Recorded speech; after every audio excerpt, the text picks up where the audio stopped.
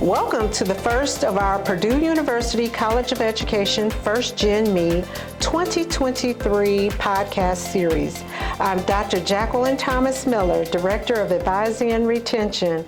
It is an honor to serve as the host of this annual series aimed at first-generation college students in the College of Education.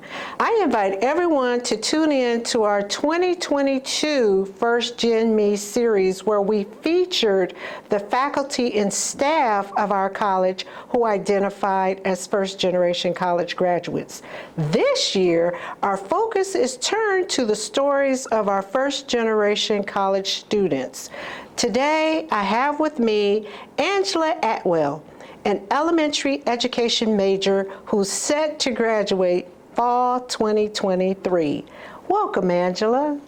Thank you, Dr. Thomas Miller, for inviting me here today, and I look forward to answering your questions. What does being identified as first-generation college student mean to you and your family? It means accomplishment, hope, pride. Tell me, Angela, what is your personal story? Yes, so I am 54 years old. I sat there and graduated high school, was a mom of 3, which I would not change for anything. My youngest son passed away about 7 years ago, and that's a pivotal part in my life to where, what am I going to do now? So what does Angela want to do? And I either want to be a mom, which I have accomplished, and I always will be a mom, but being a teacher is the other thing, the accomplishment that I wanted to succeed at. And so here I am. As a mother of adult children, what inspired you to go back to college? I have volunteered in the school system as my children have went up in the grades. I have seen positives and I've seen negatives. I know that I can be a positive window and a part within the student's educational experience to where I cannot control everything, but I know I can change something, and I want to be part of that change. What key challenge have you had while attending Purdue University? I'm sorry to say it's my age. Not that my brain can handle learning and taking in all the education and the knowledge that my courses here at Purdue are providing and giving to me. Age, as in my peers that are alongside me within these courses, they are in their lower 20s, and some have not even hit 20 years old. I am 54. And so I feel sometimes, and I'm sorry to say a lot of times, I feel to where I am sitting over on the side, just soaking in as much as I can from my instructor, but not being able to have the social part or even being able to have a conversation with the peers that I'm in the class with. So ageism has been a challenge for you. So let's talk about that. Yes, and before my classes here at Purdue, honestly never thought of my age.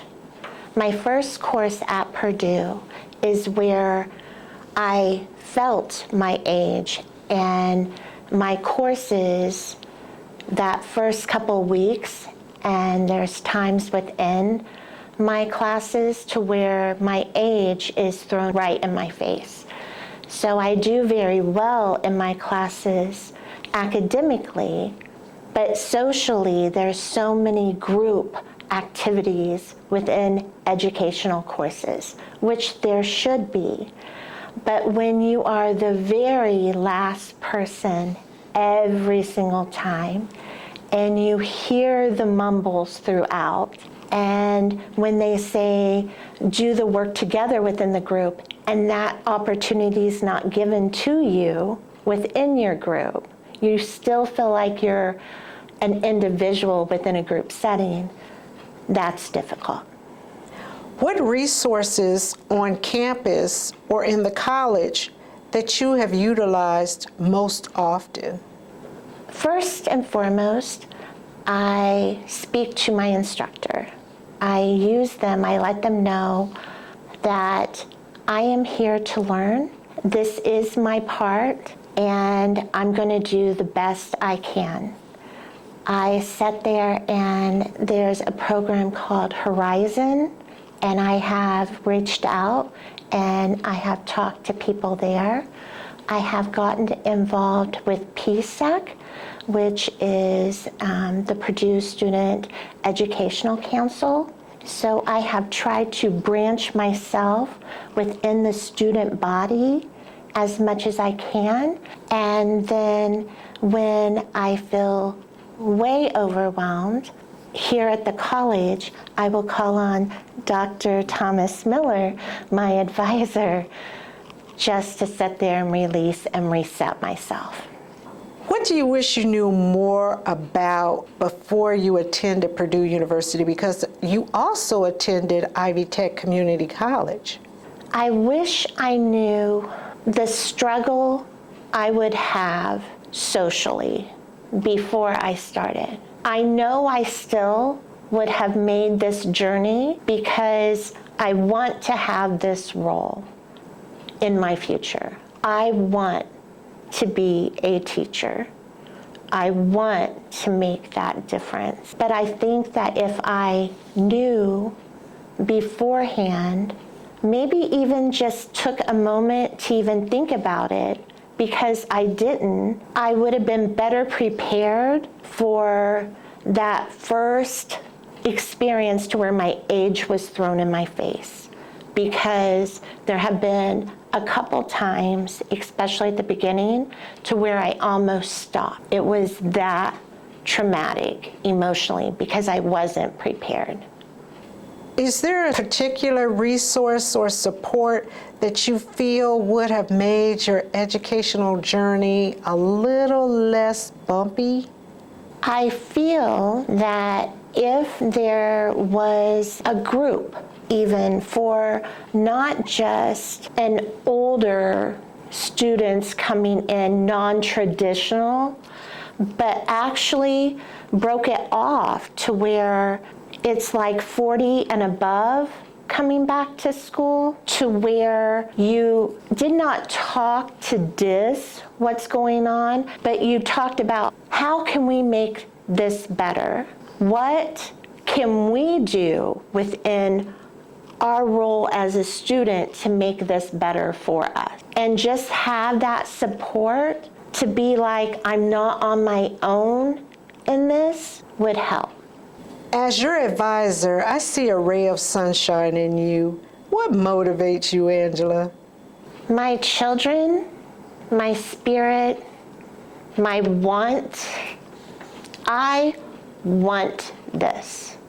I want my own classroom because I know that I can and I will make a difference. The way I teach, the way I care about each and every student, their families.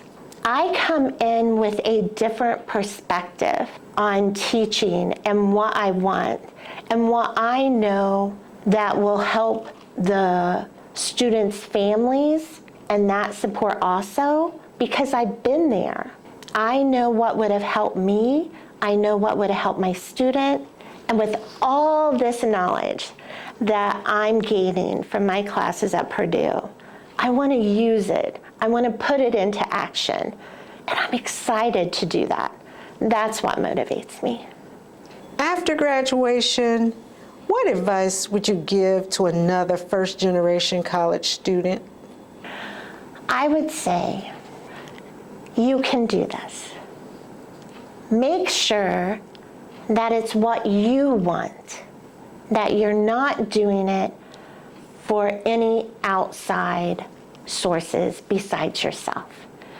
Because when you want it, you will make it happen. And that want is what is going to get you through the wonky parts, is what I call them. And you'll persevere, and you'll make it, and you're going to make your dreams happen. They're going to occur. Thank you so much, Angela, for being our special guest today.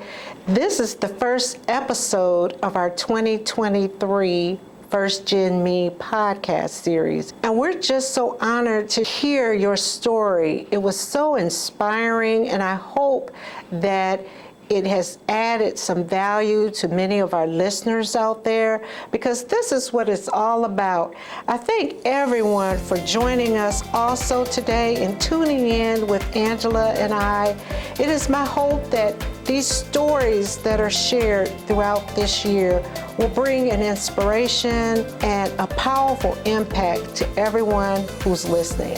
Thank you for joining us.